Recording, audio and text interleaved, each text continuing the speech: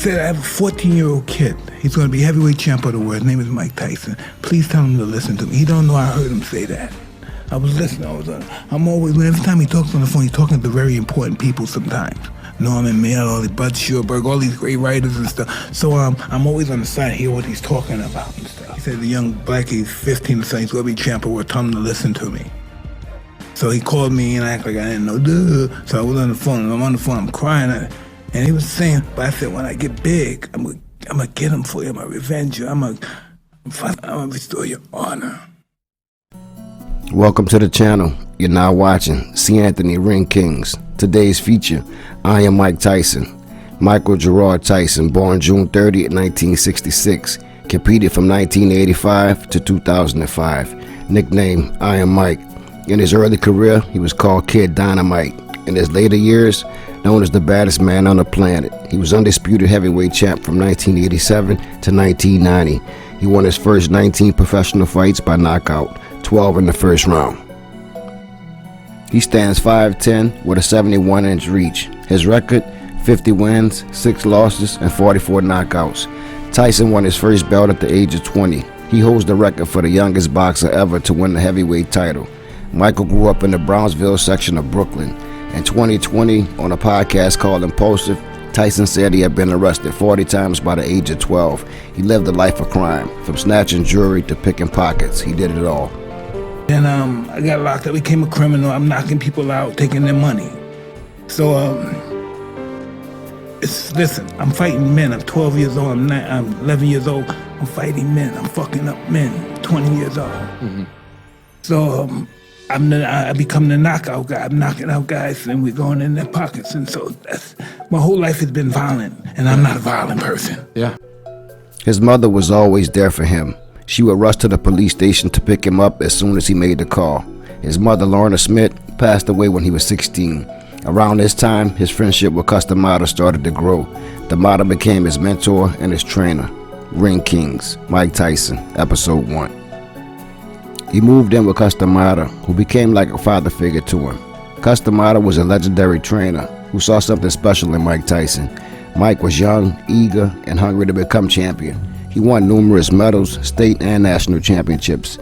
As an amateur, he had a record of 24-3. He turned professional in 1985. Tyson was agile, quick, with tremendous power. D'Amato taught him the peekaboo style, hands up around the jaw, bobbing and weaving side to side. Teddy Atlas was brought in to develop Mike Tyson, but D'Amato later replaced him with Kevin Rooney. During this time, he became more explosive, his defense sharpened up, and his head movement made him hard to hit. I can't say honestly I have a very deep affection for him, I do. To me, he's my boy, he's with me. I often say to him, you know, I owe you a lot, and he doesn't know what I mean, but I'm going to tell him now what I mean. If he weren't here, I probably wouldn't be alive today. The fact that he is here and doing what he's doing, and doing as well as he's doing and improving as he has, gives me the motivation and interest to stay alive. He could duck, slip, and deliver quick counterpunches with devastating power. Cus D'Amato was born in 1908 and passed away in 1985. But Kevin Rooney continued to sharpen the peekaboo style. Tyson had become the new kid on the block, feared and revered at the same time. Tyson was breaking his opponents down in tremendous fashion, collecting belt after belt. He won the WBA, the WBC, and the IBF title. June 27, 1988, Mike will face another undefeated champion who held the Ring Magazine Championship. He was undisputed light heavyweight champion from 1983 to 1985 and lineal heavyweight champion at the time. Talking about Michael Spinks, the brother of Leon Spinks and the uncle of Corey Spinks. This was the only fight that I rooted against Mike Tyson. Tyson vs. Spinks grossed $70 million, which was the highest payout seen in history at the time. Tyson got $22 million and Spinks received $13 million. Tyson really earned his pay, stopping Spinks in 91 seconds. Shortly after this fight, Don King put the pressure on Mike Tyson to fire Kevin Rooney. Some would say this was the day that Mike Tyson's growth as a fighter stopped. Kevin Rooney was in the corner of Mike Tyson for many years. He brought out the best in Mike, reinforcing the teachings of the late and great Cus D'Amato. But Don King got his wish, and Kevin Rooney was out. Tyson was now king of the heavyweight division, dozens of cars, exotic animals, and millions of dollars in the bank. In 1988, he married Robin Givens. Robin played Darlene on ABC sitcom Head of the Class. Mike seemed very happy at the time, but the relationship was rocky and didn't last long. They were young and both chasing their careers. The marriage soon came to an end in 1989. Around this time, he was partying really hard. He had a new team around him, and Kevin Rooney was gone. Tyson announced that his next fight would take place in Tokyo. Tyson said in his autobiography that he didn't take Buster Douglas serious. He says he didn't even watch film on Douglas, and that he didn't train the way he did in the past. He said a lot of his training consisted of having sex with the maids in his hotel room. With Kevin Rooney out of the picture, Mike was out of control and didn't have any discipline. The day before the fight, he said he had sex with 2 maids at the same time and 2 more later that night.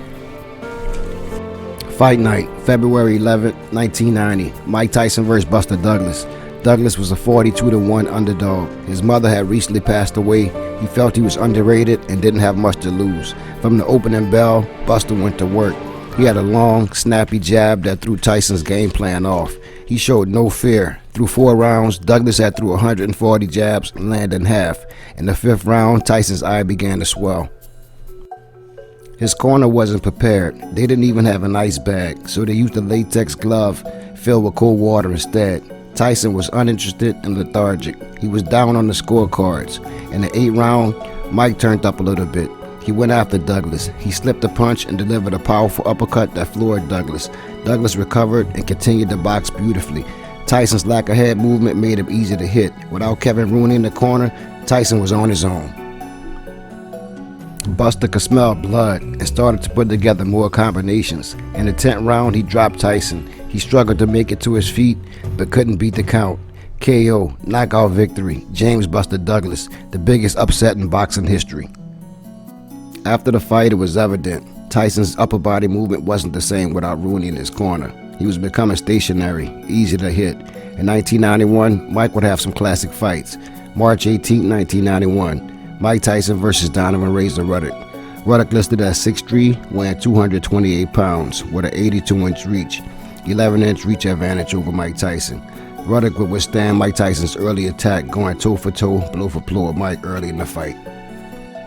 As the fight progressed, Tyson started to punish the body of Ruddock. He dropped Razor a few times, but Ruddock was about that life. He got up and continued to swing, punishing uppercuts that would start to slow Mike down a little bit.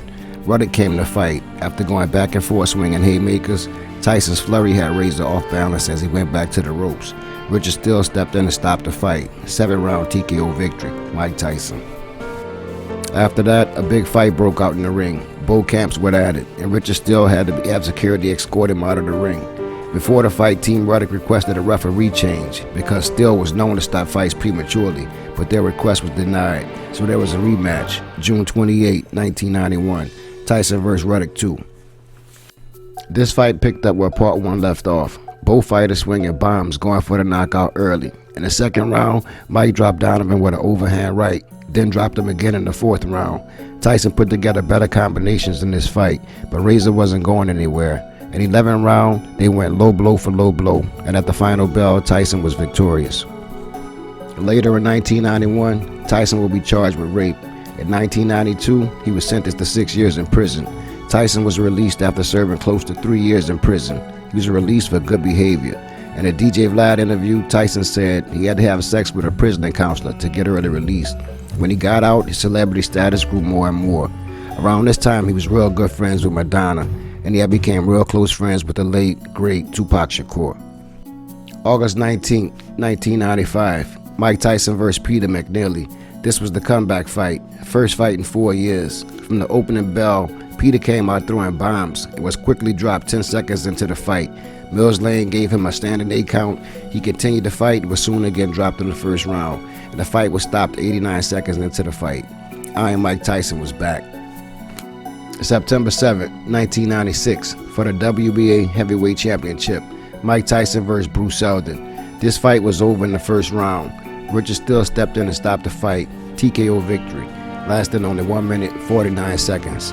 Hours after this fight, Tupac Shakur would get gunned down on Las Vegas Strip. He passed away 6 days later, right before his classic release, the album titled Machiavelli. Mike Tyson had lost a close friend and was devastated. This fight would put him in the history books. He was one of only 6 heavyweights to regain a title after losing it. 2 months later, he would face Evander Holyfield. The fight was stopped in the 11th round, and he would lose his title again. And then the Airbite rematch, in which he was DQ'd. It was evident, with no Kevin Rooney in his corner, he would never be the same. He had a few more fights. Then in 2002, he would face Lennox Lewis. Lennox turned down $13 million to fight Tyson in 1996, but felt now was the time. Lennox was victorious in this match. Tyson goes down as one of the greatest of all times. That's why I chose him first for this Ring King series. As of today, he continues to be a part of pop culture. In 2014, on Adult Swim, they aired this cartoon called Mike Tyson Mysteries. In 2015, Mike appeared on the track on Madonna's Rebel Heart album. In 1986 and 88, he was Ring Magazine's Fighter of the Year. He has an 88% knockout ratio. Boxing Rec currently ranks Mike Tyson as number 13 among the greatest heavyweights of all time. On June 12, 2011, Mike Tyson was inducted into the International Boxing Hall of Fame, along with Julio Cesar Chavez and actor/screenwriter Sylvester Stallone. In 2020, CBS Sports boxing expert Brian Campbell ranked Tyson 7th among heavyweights in the last 50 years. At the age of 55, he continues to thrive. You can catch him on Hot Boxing with Mike Tyson, hanging with your favorite boxers and celebrities. Sit back and enjoy the highlights. Thanks for watching. Mike Tyson, Ring Kings, Episode 1. Impossible is nothing to somebody that tries. Everything that someone said was impossible has happened. One of the greatest conquerors that ever lived were farmers.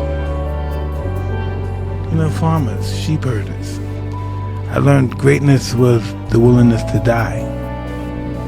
By doing research on these particular individuals, and that's what they were willing to do for greatness. Alexander the Great was 32 and he conquered the known world.